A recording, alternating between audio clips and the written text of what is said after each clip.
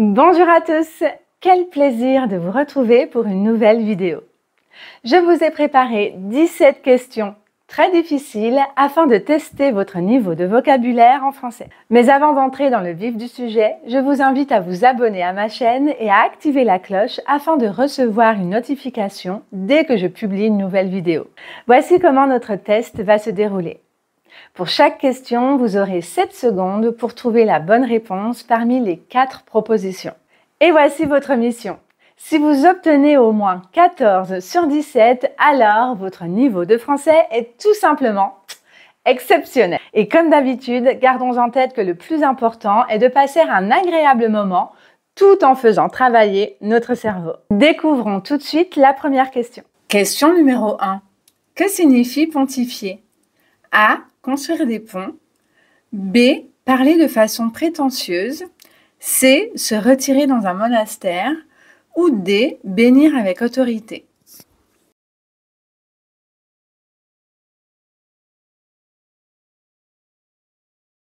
La bonne réponse est la réponse B. Parler de façon prétentieuse. En effet, pontifier signifie s'exprimer avec un ton solennel, souvent prétentieux, comme si l'on détenait la vérité absolue. Par exemple, il adore pontifier sur la politique sans jamais écouter les autres. Question numéro 2. Que signifie un géniard? A. Courageux dans l'adversité. B. Qui rit sans arrêt. C. Qui se plaint constamment. Ou D. Qui a peur du bruit.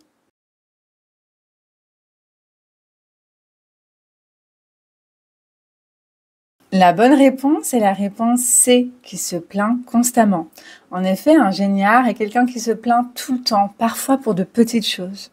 Ce nom vient du verbe geindre, qui signifie se plaindre. Par exemple, ce collègue géniard rend l'ambiance au bureau insupportable. Question numéro 3. Quel sens a l'adjectif évanescent? A, qui s'évanouit de fatigue. B, qui disparaît peu à peu. C, qui a peur des hauteurs, ou D, qui provoque des hallucinations.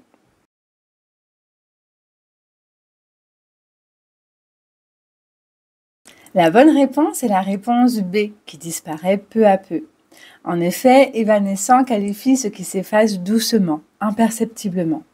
Par exemple, la lumière évanescente du matin baignait la pièce d'un voile doux.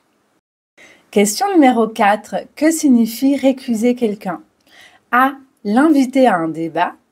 B. Lui accorder un pardon officiel. C. L'élever au rang supérieur. Ou D. Ne pas admettre l'autorité de quelqu'un.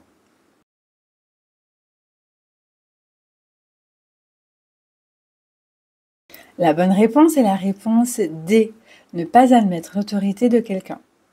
Par exemple, il a récusé le témoignage de cette dame. Question numéro 5. Un nyctalope est une personne A. qui voit bien la nuit, B. qui souffre d'insomnie, C. qui dort tout le temps, ou D. qui a peur de l'obscurité.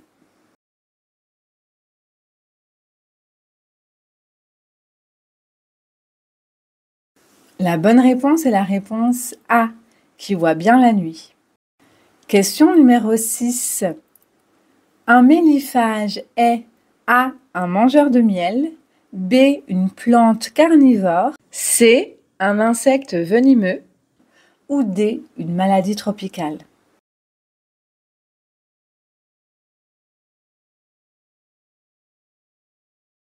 La bonne réponse est la réponse A. En effet, littéralement, méliphage signifie mangeur de miel. Et donc, un méliphage, c'est un animal cherchant à se nourrir de miel.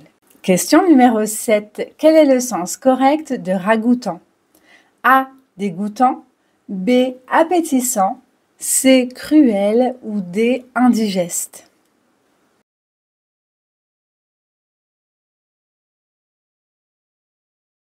La bonne réponse est la réponse B. Appétissant. En effet, ragoûtant signifie appétissant ou agréable, mais on l'emploie souvent au négatif. Par exemple, ce plat n'est pas vraiment ragoûtant. Question numéro 8. Quel trait de caractère désigne désinvolte? A. Naturel et sans artifice. B. Irrespectueux qui manque de sérieux. C. Timide et maladroit. Ou D. Passionné et excessif.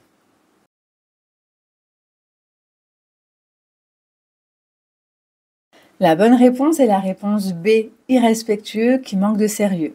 En effet, une personne désinvolte agit de manière trop libre, au point de paraître négligente ou impolie. Question numéro 9.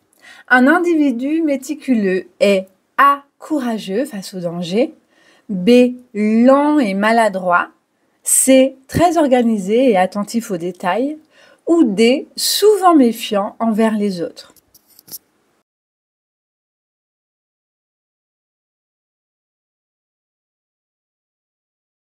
La bonne réponse est la réponse C, très organisé et attentif aux détails. Question numéro 10. Quel est le synonyme de dispendieux? A, très coûteux. B, peu fiable. C, fragile. Ou D, interdit.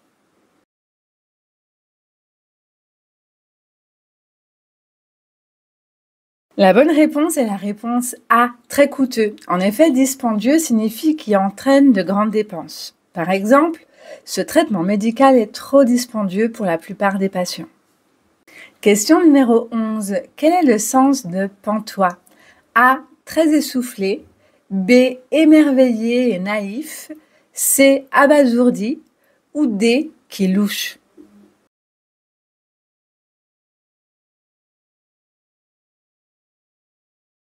La réponse est la réponse C. Abasourdi. En effet, pantois signifie stupéfait, tellement surpris qu'on reste muet. Par exemple, il resta pantois devant tant d'audace. Question numéro 12. Faire allégeance, c'est A. Pardonner une faute. B. Se marier officiellement. C. Offrir un cadeau symbolique. Ou D. Se soumettre à une autorité.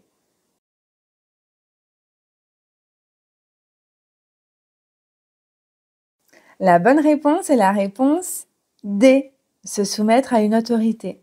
En effet, l'allégeance est un engagement de fidélité, souvent envers un souverain, un État ou une cause.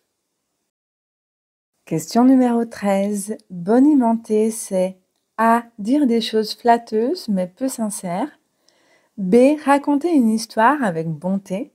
C. Se plaindre en exagérant. Ou D. Parler dans son sommeil.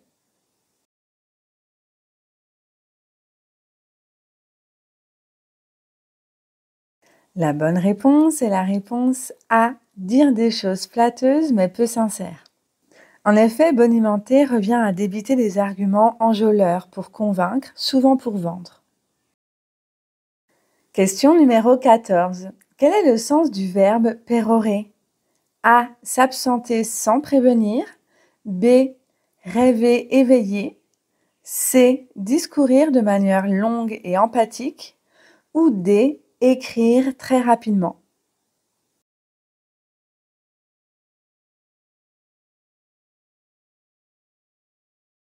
La bonne réponse est la réponse C. Discourir de manière longue et empathique. En effet, pérorer signifie parler longuement avec autosatisfaction, souvent dans un ton empathique. Par exemple, il pérorait devant tout le monde, convaincu de briller. Question numéro 15. Ubériser un secteur, c'est A. Le rendre plus cher. B. Le moderniser grâce à l'État. C. Le bouleverser via des plateformes numériques. Ou D. L'exporter à l'étranger.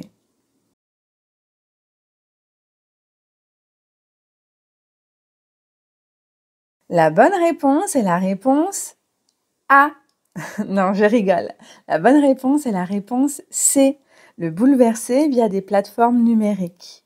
En effet, ubériser signifie transformer une activité en recourant à des services numériques décentralisés, comme Uber.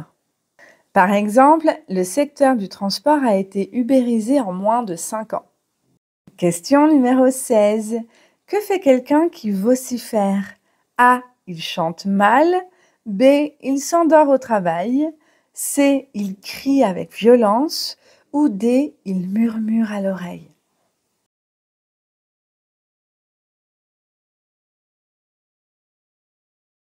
La bonne réponse est la réponse C. Il crie avec violence. En effet, vociférer, c'est crier avec rage, souvent de manière agressive.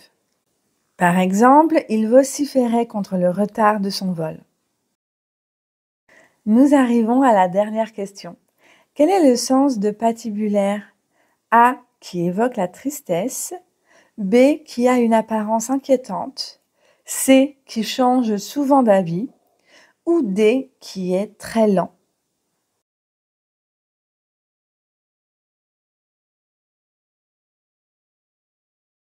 La bonne réponse est la réponse B, qui a une apparence inquiétante. En effet, patibulaire qualifie une apparence louche, menaçante. Par exemple, un homme au regard patibulaire l'observait dans l'ombre. Notre test est terminé. Dites-moi dans les commentaires le résultat que vous avez obtenu. Si vous souhaitez connaître l'étymologie du mot copain, je vous invite à regarder cette vidéo juste ici et n'oubliez pas de vous abonner à ma chaîne. À très vite!